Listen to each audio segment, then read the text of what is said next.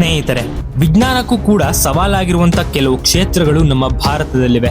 ಅದರಲ್ಲಿ ಮುಖ್ಯವಾದದ್ದು ಒಡಿಶಾದ ಪೂರಿ ಜಗನ್ನಾಥ ಮಂದಿರ.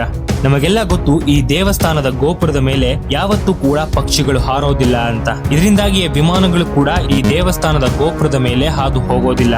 ಇದು ನಿನ್ನೆ ಮೊನ್ನೆಯಿಂದ ನಡೆದುಕೊಂಡು ಬಂದಿರುವಂತಹ ಪದ್ಧತಿಯಾಗ್ಲಿ ಅಥವಾ ಆಚಾರವಾಗ್ಲಿ ಅಲ್ಲ, ಬದಲಿಗೆ ಶತಮಾನಗಳಿಂದ ನಡೆದುಕೊಂಡು ಬಂದಿರುವಂತಹ ಪವಾಡ.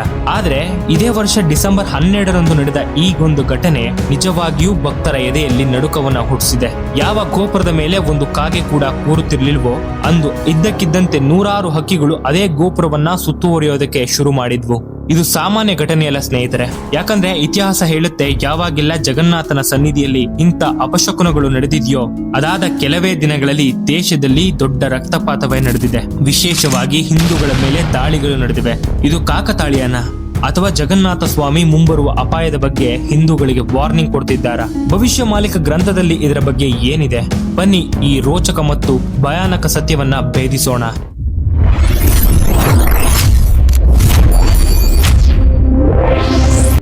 ಮೊದಲು ಒಂದು ವಿಷಯವನ್ನ ಅರ್ಥ ಮಾಡ್ಕೊಳ್ಳಿ. ಪೂರಿ ಜಗನ್ನಾಥ ಮಂದಿರದ ಗೋಪುರದ ಮೇಲೆ ಪಕ್ಷಿಗಳು ಹಾರಾಟ ಮಾಡೋದಿಲ್ಲ. ಇದು ಸುಮ್ನೆ ಮಾತಿಗೆ ಹೇಳಿರೋದಾಗ್ಲಿ ಅಥವಾ ಯಾರದ್ದೋ ವ್ಯಕ್ತಿಯ ಊಹಾಪೋಹದ ಮಾತುಗಳಾಗ್ಲಿ ಅಲ್ಲ. ಬದಲಾಗಿ ಅಲ್ಲಿನ ಜನಗಳ ನಂಬಿಕೆಯ ಪ್ರಕಾರ ದೇವಸ್ಥಾನದ ಮೇಲಿರುವಂತ ನೀಲಚಕ್ರದಲ್ಲಿರುವಂತ ಮ್ಯಾಗ್ನೆಟಿಕ್ ಪವರ್ ಮತ್ತು ದೈವಿಕ ಶಕ್ತಿಯ ಪ್ರಭಾವದಿಂದ ಅಲ್ಲಿ ಪಕ್ಷಿಗಳು ಹಾರಾಟ ನಡೆಸೋದಿಲ್ಲ ಎಂಬ ವಿಚಾರ ಅಲ್ಲಿನ ಪ್ರತಿಯೊಬ್ಬರಿಗೂ ಗೊತ್ತು. ಆದ್ರೆ ಇತ್ತೀಚೆಗೆ ವೈರಲ್ ಆಗ್ತಿರೋ ವಿಡಿಯೋದಲ್ಲಿ ಡಿಸೆಂಬರ್ 12ರಂದು ಹಕ್ಕಿಗಳ ದಂಡೆ ಗೋಪುರದ ಮೇಲೆ ಹಾರಾಡಿದೆ. ಅಲ್ಲಿನ ಅರ್ಚಕರು, ಭಕ್ತರು ಇದನ್ನ ನೋಡಿ ಶಾಕ್ ಆಗಿದ್ದಾರೆ. ಯಾಕಂದ್ರೆ ಒಡಿಶಾದ ಪುರಾತನ ಗ್ರಂಥವಾದ ಭವಿಷ್ಯ ಮಾಲಿಕ ಗ್ರಂಥದಲ್ಲಿ ಸ್ವತಃ ಅಚ್ಯುತಾನಂದ ದಾಸರು 600 ವರ್ಷಗಳ ಹಿಂದೆಯೇ ಬರೆದಿದ್ದಾರೆ.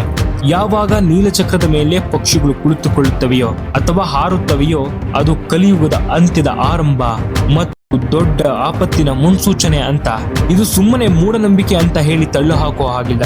ಯಾಕಂದ್ರೆ ಕಳೆದ ಕೆಲವು ತಿಂಗಳಲ್ಲಿ ನಡೆದಿರಂತ ಘಟನೆಗಳನ್ನ ನೋಡಿದ್ರೆ ನಿಜಕ್ಕೂ ಆಶ್ಚರ್ಯ ಆಗುತ್ತೆ. ಇವನ್ನೆಲ್ಲ ಜೋಡಿಸಿ ನೋಡಿದ್ರೆ ನಿಮಗೆ ನಿಜಕ್ಕೂ ಗೂಸ್ ಬಂಪ್ಸ್ ಬರುತ್ತೆ. ಸೋಷಿಯಲ್ ಮೀಡಿಯಾದಲ್ಲಿ ವೈರಲ್ ಆಗಿರುವ ಈ ವಿಡಿಯೋಗಳ ಪ್ಯಾಟರ್ನ್ ಒಮ್ಮೆ ಗಮನಿಸಿ. ಘಟನೆ 1 ಏಪ್ರಿಲ್ 13ನೇ ತಾರೀಕು ನಡೆಯುತ್ತೆ. ಅಂದು ಪೂರಿ ಜಗನ್ನಾಥ ಮಂದಿರದ ಧ್ವಜವನ್ನ ಹದ್ದು ಒಂದು ಕಿತ್ಕೊಂಡು ಹೋಗೋ ದೃಶ್ಯವನ್ನ ನಾವು ಸಾಮಾಜಿಕ ಜಾಲತಾಣದಲ್ಲಿ ನೋಡಿರ್ತೇವೆ. ಈ ವಿಡಿಯೋ ತುಂಬಾನೇ ವೈರಲ್ ಆಗಿತ್ತು. ಅದಾದ ಕೆಲವೇ ದಿನಗಳಲ್ಲಿ ಅಂದ್ರೆ ಏಪ್ರಿಲ್ 22 ಆ ಘಟನೆಯಾದ 9 ದಿನಗಳ ಅಂತರದಲ್ಲಿ ಕಾಶ್ಮೀರದಲ್ಲಿ ಪಹಲ್ಗಾಮ್ ಅಟ್ಯಾಕ್ ಆಗುತ್ತೆ. ಅಲ್ಲಿ ಹೋಗಿದ್ದಂತ ಹಿಂದೂ ಯಾತ್ರಿಕರ ಮೇಲೆ ಟೆರರ್ ಅಟ್ಯಾಕ್ ಆಗುತ್ತೆ. ಈ ಘಟನೆಯಿಂದ ಇಡೀ ದೇಶವೇ ಮರುಗಿತ್ತು. ಜೊತೆಗೆ ಭಾರತ ಮತ್ತು ಪಾಕಿಸ್ತಾನದ ನಡುವೆ ಯುದ್ಧ ಕೂಡ ನಡೆದಿತ್ತು. ಅದೇ ರೀತಿ 2ನೇ ಘಟನೆ ನಡೆದಿದ್ದು ಇದೇ ವರ್ಷದ ನವೆಂಬರ್ 2ನೇ ತಾರೀಕು. ಅವತ್ತೇನಾಯ್ತಪ್ಪ ಅಂದ್ರೆ ಇತಿಹಾಸದಲ್ಲೇ ಮೊದಲ ಬಾರಿಗೆ ಜಗನ್ನಾಥನ ಮಂಗಳಾರತಿಯ ದೀಪ ಇದ್ದಕ್ಕಿದ್ದಂತೆ ಜೋರಾದ ಗಾಳಿಗೆ ನಂದಿ ಹೋಯಿತು. ಇದಾಗಿ ಸರಿಯಾಗಿ 8 ದಿನಕ್ಕೆ ದೆಹಲಿಯ ಕೆಂಪುಕೋಟೆ ಬಳಿ ಬಾಂಬ್ ಬ್ಲಾಸ್ಟ್ ಅಥವಾ ದಾಳಿಯ ಸಂಚು ನಡೆದಿತ್ತು. ಇನ್ನು 3ನೇ ಘಟನೆ ಈಗ ನಡೆದಿರೋದು ಇದೇ ವರ್ಷದ ಡಿಸೆಂಬರ್ 12ರಂದು ಗೋಪುರದ ಮೇಲೆ ಪಕ್ಷಿಗಳು ಹಾರಾಡಿದ್ವು. ಇದಾಗಿ ಸರಿಯಾಗಿ ಒಂದೇ ವಾರದಲ್ಲಿ ನಮ್ಮ ನೆರೆಯ ಬಾಂಗ್ಲಾದೇಶದಲ್ಲಿ ಹಿಂದೂಗಳ ನರಮೇಧ ನಡೆಯುತ್ತಿದೆ. ಅಲ್ಲಿನ ದೇವಸ್ಥಾನಗಳು ಧ್ವಂಸ ಆಗ್ತಿವೆ. ಅಮಾಯಕ ಹಿಂದೂಗಳನ್ನ ನಡು ರಸ್ತೆಯಲ್ಲಿ ಜೀವಂತವಾಗಿ ಇದ್ದಾಗಲೇ ಮರಕ್ಕೆ ಕಟ್ಟಿ ಬೆಂಕಿ ಹಚ್ಚಿ ಕ್ರೌರ್ಯವನ್ನ ಮರಿತಾ ಇದ್ದಾರೆ. ಅಷ್ಟೇ ಅಲ್ಲ, ಹಿಂದೂಗಳ ಮನೆಗೆ ಬೆಂಕಿ ಹಚ್ಚೋದಾಗಿರ್ಬೋದು, 9 ವರ್ಷದ ಬಾಲಕಿಯ ಸಾವಾಗಿರಬಹುದು. ಇದೆಲ್ಲ ಏನು? ಇದೆಲ್ಲ ಕಾಕತಾಳೀಯನ? ಒಮ್ಮೆ ಧ್ವಜ ಬಿತ್ತು, ದೇಶಕ್ಕೂ ಕೂಡ ಪೆಟ್ಟು ಬಿತ್ತು. ಒಮ್ಮೆ ದೀಪ ಆರಿತ್ತು, ದೇಶ ಕೂಡ ಕತ್ತಲಲ್ಲಿ ಆವರಿತವಾಗಿತ್ತು. ಈಗ ಪಕ್ಷಿಗಳು ದಿಕ್ಕಾಪಾಲಾಗಿ ಹಾರುತ್ತಿವೆ. ಇದರರ್ಥ ಹಿಂದೂಗಳು ಕೂಡ ದಿಕ್ಕಾಪಾಲಾಗುತ್ತಿದ್ದಾರಾ? ಜಗನ್ನಾಥ ಸ್ವಾಮಿ ನಮಗೆ ಏನೋ ಹೇಳೋಕೆ ಪ್ರಯತ್ನ ಪಡ್ತಿದ್ದಾರಾ? ಇವತ್ತು ಇಡೀ ಒಡಿಶಾ ರಾಜ್ಯವೇ ಭಯ ಪಡ್ತಿರೋದು ಭವಿಷ್ಯ ಮಾಲಿಕಾದ ಭವಿಷ್ಯವಾಣಿಯನ್ನ ನೋಡಿ. ಅದರಲ್ಲಿ ಸ್ಪಷ್ಟವಾಗಿ ಬರೆದಿದೆ, ಜಗನ್ನಾಥನ ಧ್ವಜ ಸುಟ್ಟು ಹೋಗುತ್ತೆ, ಕಲ್ಲುಗಳು ಉದುರುತ್ತವೆ ಮತ್ತು ಪಕ್ಷಿಗಳು ಗೋಪುರವನ್ನ ಆಕ್ರಮಿಸುತ್ತೆ. ಇದೆಲ್ಲ ನಡೆದಾಗ ಏನಾಗುತ್ತೆ ಗೊತ್ತಾ?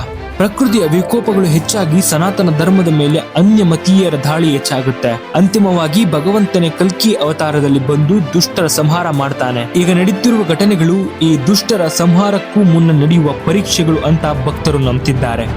ಜಗನ್ನಾಥ ಕೇವಲ ಒಡಿಶಾದ ದೇವರಲ್ಲ, ಅವನು ಜಗತ್ತಿನ ಒಡೆಯ. ಅವನ ಸನ್ನಿಧಿಯಲ್ಲಿ ಒಂದು ಸಣ್ಣ ಕಲ್ಲು ಬಿದ್ದರೂ ಅದು ಪ್ರಪಂಚದ ಎಲ್ಲೋ ಒಂದು ಕಡೆ ಭೂಕಂಪಕ್ಕೆ ಕಾರಣವಾಗುತ್ತೆ ಅನ್ನೋದು ಅಲ್ಲಿನ ಪ್ರತೀತಿ. ವಿಜ್ಞಾನಿಗಳು ಇದಕ್ಕೆ ಅನೇಕ ಕಾರಣಗಳನ್ನ ಕೊಡಬಹುದು. ಆದ್ರೆ ಇಲ್ಲಿರುವಂತ ಪ್ರಶ್ನೆ ಏನಂದ್ರೆ ಆ ಟೈಮಿಂಗ್. ಪಕ್ಷಿಗಳು ಅದೇ ಸಮಯಕ್ಕೆ ಯಾಕೆ ಹಾರಾಟಕ್ಕೆ ಬರ್ತವೆ ಅಂದ್ರೆ ಅದಾದ ಕೆಲವೇ ದಿನಗಳಲ್ಲಿ ಹಿಂದೂಗಳ ಮೇಲೆ ಅಟ್ಯಾಕ್ ಆಗುತ್ತೆ. ಇದು ಯಾಕೆ ಆಗ್ತಾ ಇದೆ? ಹಿಂದೂಗಳ ಮೇಲೆ ಅಟ್ಯಾಕ್ ಆಗೋದಕ್ಕೂ ಅದರ ಕೆಲವೇ ದಿನಗಳ ಹಿಂದೆ ಜಗನ್ನಾಥ ಮಂದಿರದಲ್ಲಿ ಅಪಶಕನವಾಗುವುದಕ್ಕೂ ಏನೋ ಒಂದು ಸಂಬಂಧ ಅಂತೂ ಖಂಡಿತ ಇದೆ. ಇನ್ನೂ ಒಂದು ವಿಚಾರ ಹೇಳೋದಾದ್ರೆ, ನಮ್ಮ ಹಿರಿಯರು ಪ್ರಕೃತಿಯ ಸಂಕೇತವನ್ನ ಚೆನ್ನಾಗಿ ಅರ್ಥ ಮಾಡ್ಕೊಂಡಿದ್ರು. ಇದರಲ್ಲಿ ಅವರು ಎಕ್ಸ್ಪರ್ಟ್ ಕೂಡ ಆಗಿದ್ರು. ನಾಯಿ ಹತ್ರ ಸಾವು ಬರುತ್ತೆ, ಕಾಗೆ ಕೂಗಿದರೆ ನೆಂಟರು ಬರ್ತಾರೆ ಅನ್ನೋ ನಂಬಿಕೆಗಳು ಈಗಲೂ ಕೂಡ ನಮ್ಮಲ್ಲಿ ಇದಾವೆ. ಇದೆಲ್ಲ ನೋಡ್ತಾ ಇದ್ರೆ ಜಗನ್ನಾಥ ಸನ್ನಿಧಿಯಲ್ಲಿ ನಡೆಯುವ ಬದಲಾವಣೆಗಳು ದೇಶಕ್ಕೆ ಬರುವ ಗಂಡಾಂತರದ ಸೈರನ್ ಇದ್ದ ಹಾಗೆ ಅಂತ ಅನ್ನಿಸ್ತಾ ಇದೆ. ಸ್ನೇಹಿತರೆ, ಈ ವಿಡಿಯೋ ನಿಮ್ಮನ್ನ ಎದುರಿಸೋದಕ್ಕೆ ಅಲ್ಲ, ಎಚ್ಚರಿಸೋದಕ್ಕೆ ಮಾಡಿದ್ದು. ದೇವರು ಸೂಚನೆ ಮಾತ್ರ ಕೊಡ್ತಾನೆ, ರಕ್ಷಣೆ ಮಾಡಿಕೊಳ್ಳಬೇಕಾದದ್ದು ನಾವು.